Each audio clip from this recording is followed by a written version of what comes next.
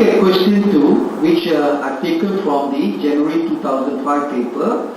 So the question asks us to find the domain, but in this case now we have a fraction. So for fraction, for this fraction to be real, then we have to look at the denominator. So the denominator must not be equal to 0. So we say x minus 1 must not be 0.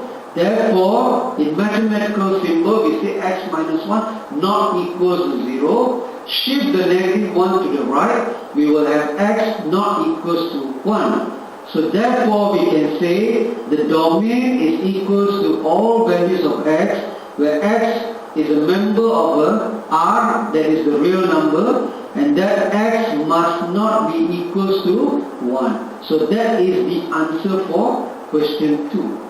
Let's look at question number 3. We are asked to find the domain of fx, where fx is equal to x squared minus 3.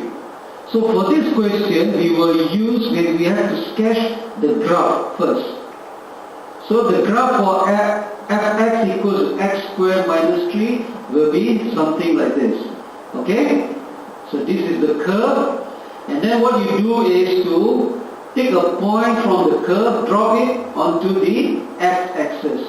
So do it for all the points, and you realize that all the points, once we drop it onto x, it will continue until infinity, because the curve has got infinity ending. Therefore, the value of x is moving towards infinity on the left side. The same goes for all the values of x when we drop from the curve to x-axis, and then you see if we continue doing this, there will be no ending because the curve is moving towards infinity. Therefore, the value of x is also moving towards infinity. So therefore, we can say that the value of x can be any value here. Yeah? Can be any value without any limit.